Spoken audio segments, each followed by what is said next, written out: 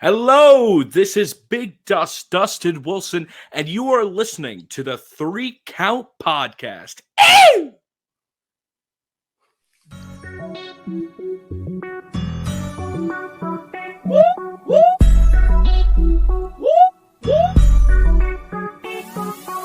I'm in fashion, roll with cold passion. Welcome everybody to another great edition of the Three Count Podcast presents Now Ancient Ring, and I'm your host, Clifford Red Dog Miller, the man that leads you up this mountain called wrestling. That's right, and by now, everybody say it with me.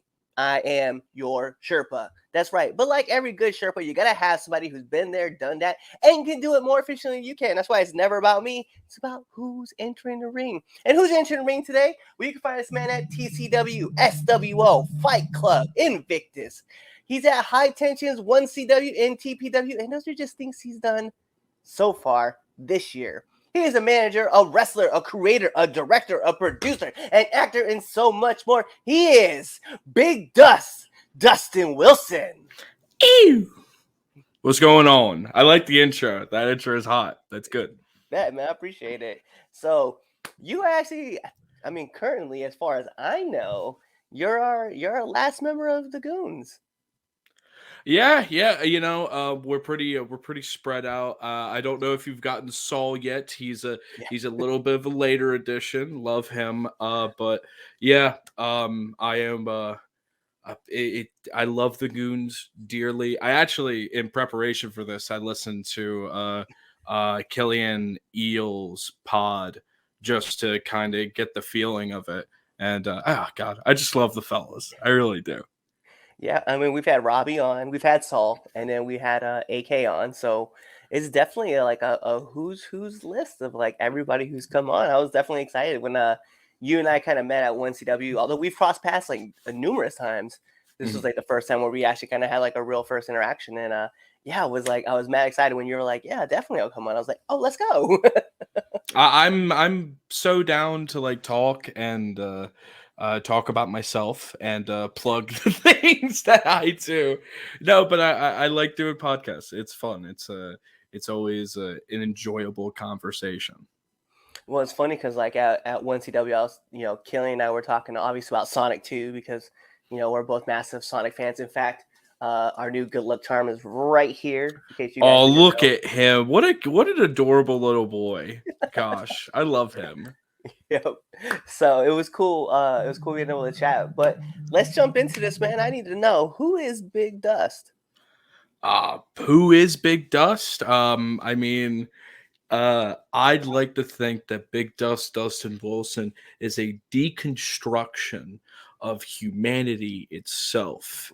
You know, you take all the misery and the woes of the collective unconscious and you place it into this beautiful, disgusting world that we live in, and that's me. No, Well, but in actuality, I'm all the things that you said I was. I'm an actor. I'm a director. I'm a producer, and I'm not just a manager. I am a friend. I am a best friend. I have to like preface that to like most ring announcers when and commentators because the manager Paul Heyman, it's like the advocate. And for some odd reason, they see big fat guy in a suit. They're like, that's an like he's gonna be an advocate. And it's like, no, that's not me. I'm barely a manager. Barely. I'm an asset. I'm a friend to the people I manage. you're a best friend. Exactly. No, and you know what? Like getting into it, one thing that Killian and I talked about on our episode, right, was that incredible video that you guys had shot with Sunny Kiss, and it was one of those things that I like watched, and I loved the twist at the end. I thought it was amazing, and yeah, it was so cool to be able to see. And he gave you so much credit, so much props about the eye and the vision that you had, and the way that you guys were able to like work around certain issues that you guys were having because like people were trying to clean up the snow, and you just had this eye to like redirect things, which obviously shows to your creative brilliance that you have going on. We when we shot February, Well, the idea came about when Sonny hit Killian up, or it was probably even like just a tweet, like, when's my cinematic going to be? And we were like, oh my gosh, we have to. There's such a story to be told. And then when the idea came about of like a rom-com that turns into something completely different, and I basically, um, Killian pushed the writing to me, said, look, I want you to write it. And the way I write things, because I'm not the best, is just simplicity, because simplicity breeds complexity. If you can make something very I don't want to say like bare bones, because there still is things to pick on, but if you can do as little as possible, it can mean so much more. And I that was the thought process making February, was a lot of these simple shots, trying to do that so well, and it was completely different from anything we had done before that, because I mean, I I don't think there was a single joke really. Usually our stuff is much more comedy based, which I love comedy, but this time it's like, no, let's try and do something different that these people aren't gonna expect. No, and it was great. It was just a great, like, it was a beautiful story that was being told. And you're right. It was like it was made very simple, and there is a lot, like, there's a lot of cool stuff that you can do with like simple things, and you can turn them however you want. And that's what we saw in the story. It was just this beautiful story being told about two people, and obviously like they having to make a decision about the adventure that they're gonna go on, and that's what made it so cool. And I actually remember like you guys doing the video, the cinematic match with Phil Stamper, and actually I was there at Sickens when that was. Were you really? Yeah, actually, Oh my gosh, that's so funny. if you watch that video back, there's gonna be a random dude in a pair of Carolina blue shorts, and that's me in the video. Oh my gosh, that's hysterical. That's the first cinematic.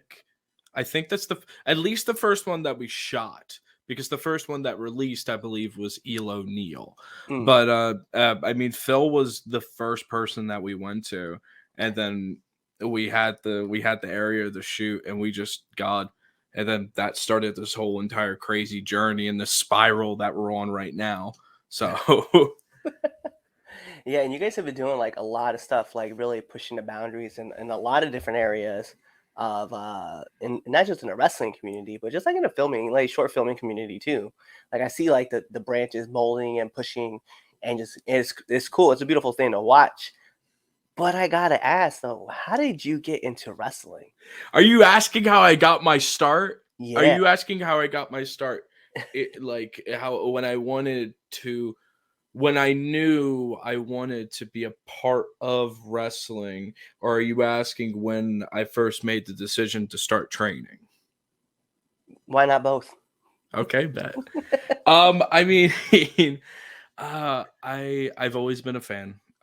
Since I was a little kid. One of my first memories that I have growing up was sitting on the floor, on the carpet, with my father, watching Hulk Hogan. And I know it's a bad person to bring up, but he was my first. And I feel like he was a lot of um people's first. exactly. And my dad was like a huge fan of him, and like Macho Man and all these people, and DDP and Foley. And then growing up, I've always had an interest. And then my one of my best friends, a person who's very much a part of my story, Nelson Bauer, an old wrestler. If you're familiar with the content, his name has been brought up several times. He started training at a local place that is now uh, the workhorse training at a 1CW, led by Mark Haro. Started training there, and then said, "Hey, you want to come in?" And I said, "Screw it." I had nothing else to lose. I had nothing to lose, so I just did it. And then that led to so many different things because at first I trained to be a wrestler, and then it's like, then I manager, and here we are. So I'm curious, because you were a worker for a time, what's the worst bump you've taken? The worst bump I've taken, I want to say it was actually recently. It was the first death match in Maryland history against Casanova Valentine. It was Killian, and I did the run in and everything. And when Killian, I didn't get any color the whole match. When Killian misses the boy and clocks me in the head, you can hear the thud that his arm makes, and it scratched up my eyebrow right here and knocked me senseless. Probably the worst thing I've taken. I remember hearing it. I was like, Just it not like bone on bone, and you could hear my brain fly to the opposite side of my skull. But honestly, that's probably the worst thing I've ever taken. It was awful. what's your post match snack, post match meal? My post-match meal, oh my Yeah. gosh.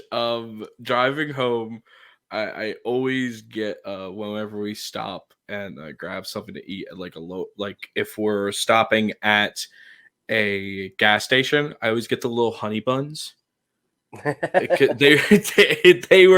They were such a comfort to me as a child. I don't know why. Just oh god, they were so freaking good. And I think I like there's a weird part of me that connects with them when I Mm. was a kid, and I would eat like a hell lot of them. And I just they're such a gratifying snack to have. I am so recently at my gas station that's like up the road from me. Mhm. They pulled all their little Debbie snacks, and What the hell? yeah, I was like, whenever so my pre-ritual, like I would get out on the road, Yeah. and I pull into the gas station, and I'd pick up like 2 or 3 like oatmeal cream pies, and then roll out. Oh yeah. That's And the best. yeah, so now they fucked up my pregame. So I'm like, I'm trying to find like a new ritual that could get me like started because not only do I have like that, but like I'll drive to or I show up to every show, and I don't know if you saw this or not, but I have a bag of gummy bears with me, which like helps control my anxiety. So like I'm like Ooh. trying to find this Are other they the world's best gummy bears? Those no, bad boys? it just Oh, it's just whatever I can grab my hands on. I'll be honest, between Albanese and Hasbro, I don't really care. I just you got to grab the world's best gummy bears because I'm telling you, they really are the best. Bird had a whole bag of them one time we were shooting, and just so good. My pre-match ritual is coffee coke okay. consistently.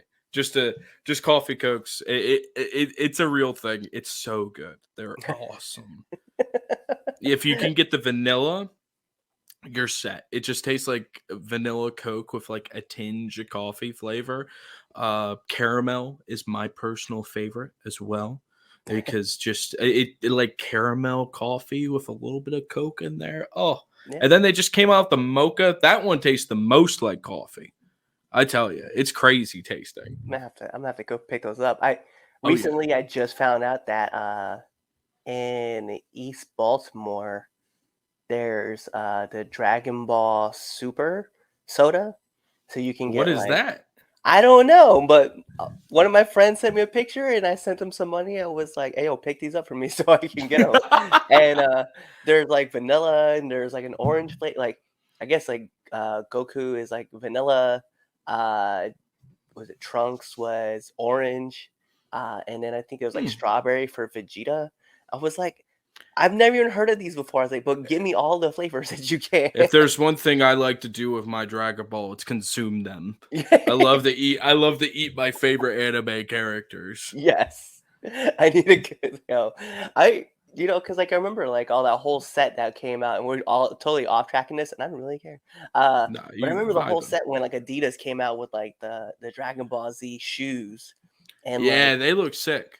Yeah, they And were. sick is in like nasty. Like You know what though? Like I think my favorite ones, I think it was the Perfect Cell ones. If I remember, they had that one, and I remember like they looked really cool because they're like green, darkish looking.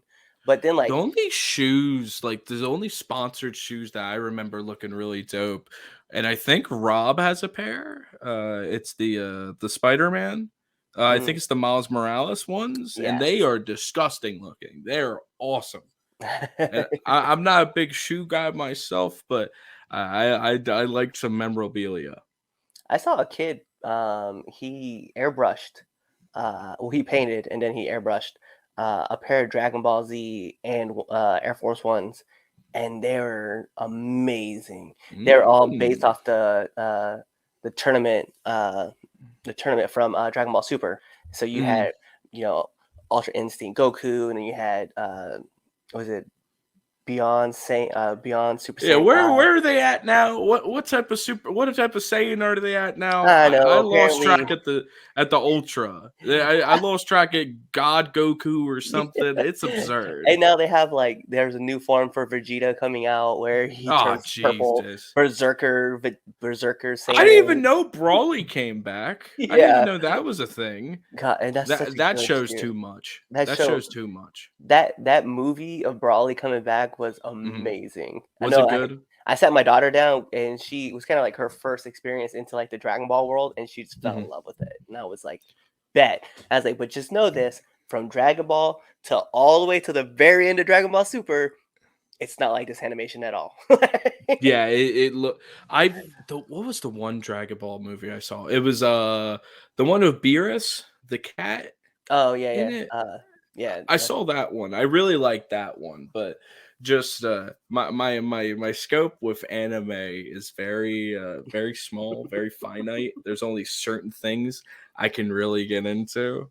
no, Like I mean my stuff is My Hero Academia, A plus content. Amazing show. yeah, And unlike a lot of other shows, like that animation consistently A plus. It's so good. yeah. I fell into watching that because my daughter was looking for a new anime to watch, and so I Mhm. was like, bet, let's go check this out because I've heard a lot about this, Mhm. and then she fell in love Oh, instantly. it's perfect. It's so colorful and like the message of it is so beautiful. All Might is my favorite character in all of fiction. He is the scene where he fights um one for all, and at the end of the fight where he raises his fist, the fellas and I were talking about it in the goons chat. It's just like spine chilling. It's beautiful cinema.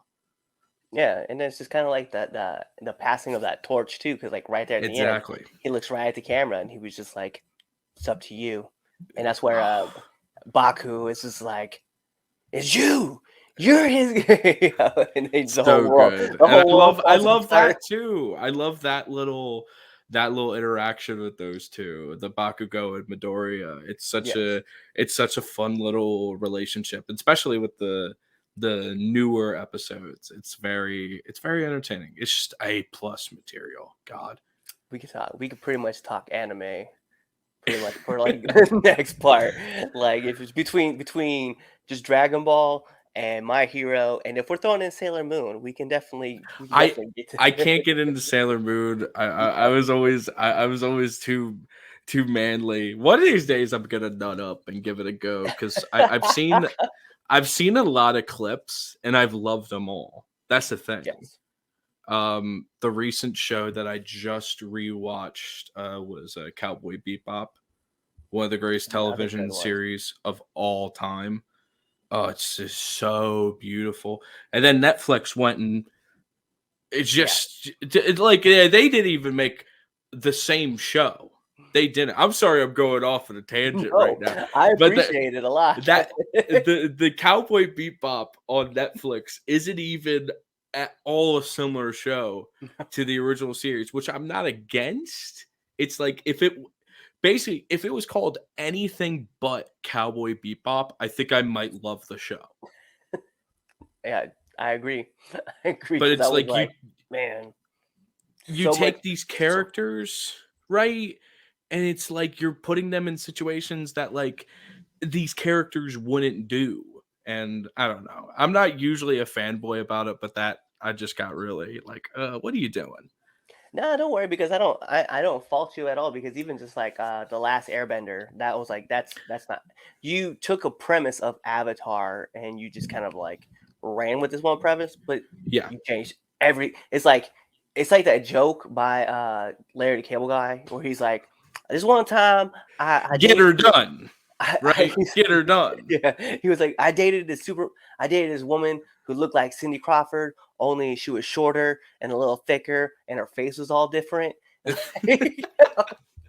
But it That's really is like that. It's yeah, there's no it's the issue when you're like adapting things to like from either it's mostly from other animated feature film like features when you're adapting things like that, like the Avatar, like the Bebop. It's like most of the times they get the essence of it, but like to me most times there's no point to making a live action adaptation.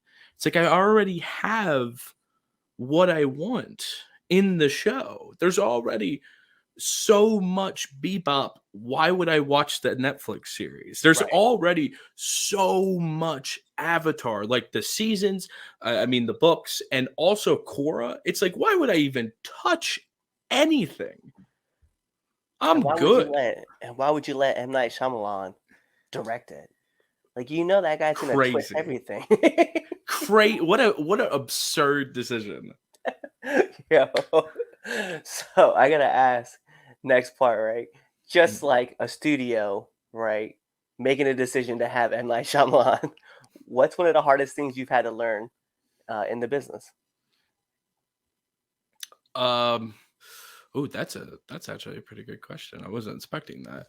The hardest thing I've had to learn in the business is and I'm still learning it. It's definitely to stand my ground and know my worth. You know, I think as performers, we we kind of should be able to stand up our own morals and say no to a lot of things or not be okay with a lot of things. But I'm very much not that kind of person sometimes. I kind of just go with it. But I don't know. Sometimes I just gotta say no for the betterment of myself. I like that. I like that. It is okay to say no. That's a lesson. You listen. I'm in my late 30s. I'm still learning that lesson as well. So, the easier you pick up on it, the more you practice it, the easier it gets to say no to people. And it's definitely hard to do when you're just learning that lesson. So Exactly. I can say Yeah, yeah. I mean, I'm still very young, you know, and I'm still trying to get a lot of opportunities and everything. And I'm very grateful. Maybe another big thing is I'm at times um thankful to a fault, you know. I think personally sometimes I want to be able to show a little bit more of myself, but kind of close myself out. It's that little nerdy theater kid in me, you know. I like that. So my next question though is, what kind of advice would you give to up and coming wrestlers? Um kind of advice I'd give to up and coming wrestlers. Know know your worth, know your place. No, okay, but hear me out. Know your place probably isn't the strongest terminology I would use, but maybe know where your strengths are. Know where you can be best utilized in order to succeed. I mean, me personally, if I can go on a little diatribe, I started out thinking I was going to be a wrestler, thinking I was going to be a worker, and I had a very bad knee injury, tore an ACL, came back, worked, and then messed my other knee up. And I remember I had a conversation in the middle of training where we were just messing around. I wanted to give someone a club in the back, and I collapsed. I was on the ground, and I rolled out, and I'm pretty sure almost every single one of the goons that were present rolled out, came to me real quick, and were consoling me. I was a wreck, and they, I'll never forget this. Killian tells me, he goes, "It's okay if your place in wrestling isn't being a wrestler. It's okay. You can make so much more being this." And I've taken that advice, and I think less of tearing both of your ACLs, but taking the overall idea of know your worth and know what you can bring, and then show people that. I like that. I like that a lot because it definitely the world of pro wrestling is much more than just wrestlers. Like you have your managers, off your referees, your MCs, your commentators, your producers, Yeah. you have your directors, right? So you also have your bookers. You also have like people who take the videos, and then you have that inside of itself is its own category of things that you can do, whether it's like editing or creating track titles, being a graphic designer. Like the world has so much more to do. And those skills will carry you so much further than just knowing how to lock up good. You know, you can learn the ropes, you can be the fucking best, pardon my French, you can be the best wrestler on the planet, but if there's nothing else that you can bring, a lot of times, unless you have the magical X factor, the it factor that a lot of these people strive to have, you're kind of useless. So I encourage a lot of people, like, hey, learn how to edit, not even like a big editing thing. You don't have to make a like a 3 hour thing like Killian Vision. I'm saying, like, just put a different camera angle when you're cutting a promo. Do say like, hey, let me do this, let me do that. It's a lot of that. Yeah, it's something that like I've taken to heart and thought about too. Is like because obviously like I know I'm a lot older and I know I have like that shorter span. I have a shorter window by far, right? So being in now, like I've wanted to explore more things, make graphic cards. Let me hop on here. I create a podcast that really talks about like the basics of like wrestling and like what to expect and what not to expect, but also to help utilize my skills that I have where I can take this, edit this, make it into a show, put it out, and let people like enjoy what they have. So And it's not even that difficult. Sorry for interrupting. no, you're Uh, fine, you're fine. it's not even that difficult, and the more you do it, the better you become. Yes, 100%. And also then you also become more efficient at it, which is something that like I've come to understand that like time is of the essence. Like if you get stuff and you just edit it, you're gonna spend some time. If you whether you leave like a bunch of stuff in your vault like I have before where I've left like 10 episodes and it took me all day to edit them, or you just knock out the one you got right away so that way you don't have to worry about it later. Definitely understand that. I definitely understand that. Like, So last question I have before we jump into the second best segment of the Three Count podcast. Uh, I need one do and one don't of the locker room. one do and one don't of the locker room.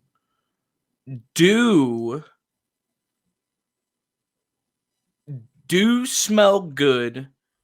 Don't smell bad. Yes. Easy. Looking at you, Stank. Looking at you, buddy. just just wash your gear, put on deodorant, take a shower before you come to the show. Just don't smell bad. If Just you know you smell bad, if you smell bad, you know it. You know, and it's like, and if you do smell bad, just do yourself a favor and just stay away from the majority of the people, yeah. and then you'll just smell bad in private, and that's okay. I like it. So we do got to get into the second best segment of the Three Count podcast. People ask, what's the first? It's the Red Dogs Power Rankings that you can find every Sunday on our debate show, But this is the 3 Count Podcast, 10 count questions. And Mr. Big Dust, this is how it works. Okay. I'm going to fire off 10 questions at you rapid fast. And whatever's your answer, that's your answer. Okay, I do it. Do I? Can I elaborate on anything? If you have any further questioning to him. You know what? If you want to, you can. You don't have to, but if you want to, Okay. you can. All right, let's do it, dog. Let's do it. So we'll put on the imaginary timer for added pressure. Bing! And here we go. SmackDown or Raw? SmackDown. Favorite movie? Forrest Gump. Let's go. Actually, I was just watching that today. Beautiful film. Beautiful film. PlayStation or Xbox? PlayStation, bro. Favorite cartoon? BoJack Horseman. Let's go. Marvel or DC? Marvel for films, DC for comics. Okay. Favorite actor? Tom Hanks. Sonic or Mario? Mario. Favorite podcast? You, Killian. Yes. Favorite podcast? Podcast? The 3 Count Pod. Right. Actually, honest to God recommendation. I just Eel and Rob Radke turned me on. The Teachers Lounge. Yes. Oh my God. Yes, I don't know podcast. I don't know where. I don't know why I didn't listen to it. It's the greatest thing ever. Everyone should listen to it. Is that the one with Rebecca Rogers? No, Okay. it's like an improv podcast with like 4 guys, and they play these teacher characters, Okay. and everything is improv, and it's Okay, I'll check that one out. hysterical. I was like, because there's one with there's these 3 TikTok stars, right? Mhm. Rebecca Rogers is one of them. Mhm. I think her name's Kiki Sutherland. Sorry, someone's gonna correct me in the comments. But they had this podcast where they talk about they're actual teachers, and they talk about like the things that are on their mind. No, these are fake teachers. These are these are fake teachers. The Todd Padre is one of the greatest characters ever. I love that man so much, and I relate to him. I genuinely recommend it. It's hysterical. Nominate one person that you want to see on this podcast. Miles Millennium. Has he been on? He has been on. Actually, I forgot to mention that he was on this. I would say nominate one person. Erica Lee. I've had her. Oh, what the hell? Shit. Yeah. This is bad. I haven't been filled into the product. I apologize. It's all right. You keep naming them, I'll just tell you. Coach Raft? No. Coach Raft? Coach. Coach. Love Coach. That's my dude. Coach is the person that me going Big Dustin Wilson going off the rails and off his rocker. Coach started it because Coach was the man that I did a apron dive to. And like this random show at Eclipse in Altoona, no one in the audience. We said Kit Raff and Killian McMurphy were like,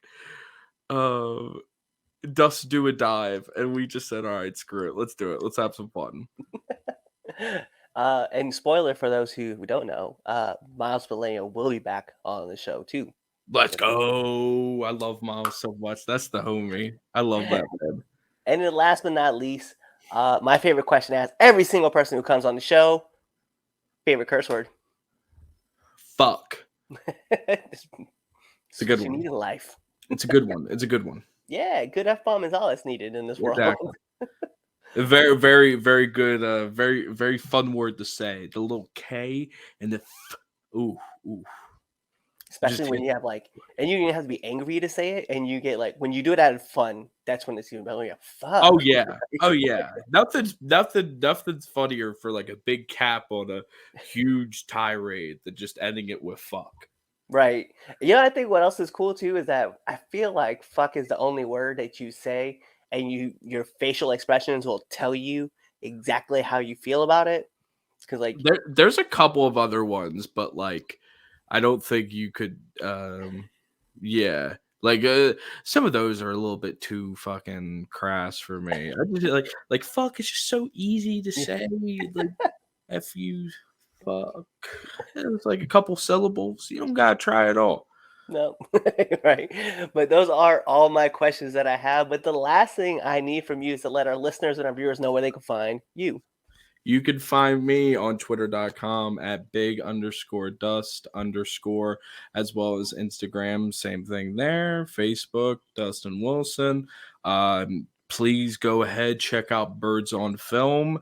You can look it up on Birds on Film on YouTube. Erica Lee and I, the fantastic film review series. Watch February. Be on the lookout for some new content that's going to come out soon. And yeah. Well, there you go. He gave you the handles. He told you where to go look for and to watch out for. So, like every great part of a wrestling match, we got to take it home. Because this is the 3 Count Podcast presents Now Into Ring, and I'm your host, Clifford Red Dog Miller, the man that leads you up this mountain called wrestling. But like every good Sherpa, you got to have somebody who's been there, done that, and can do it more efficiently than you can. And that's why it's never about me. It's about who's entering the ring. And you see him right next to me. He's right there. Big Dustin Wilson himself. And you guys know what to do. Tune in to the next episode and be there, or you just wait for this episode to end. You wait for that outro, and then you choose another episode to listen to. Peace. What's going on, 3 Count Nation? I'm Clifford Red Dog Miller with the catchphrase. But what I really want you to do right now, go to twitter.com, right? Go over there, find us at the 3count_pod, give us a follow, give us a like, give us a comment. We want to talk to you guys. Go to IG at the 3 Count Pod. Give us a like, give us a follow, leave us a comment. We want to interact with you. Go to youtube.com, give us a subscribe, turn the bell on, turn the notifications, leave a comment. We want to talk to you. Go to anchor.fm/the 3 Count Podcast, and in there, you can leave us a message, and we will talk to you. Basically, what I'm trying to tell you is that we want to talk to you. We want to have fun with you guys, and we love listening to what you guys have to say. Also, one thing I need you to do for me, the 3 Count Podcast also has merchandise. Oh! At ProWrestlingTees.com/the 3 Count Pod. Please go buy our t-shirts. We love you guys, and we hope you love us too. So, show us some support, please.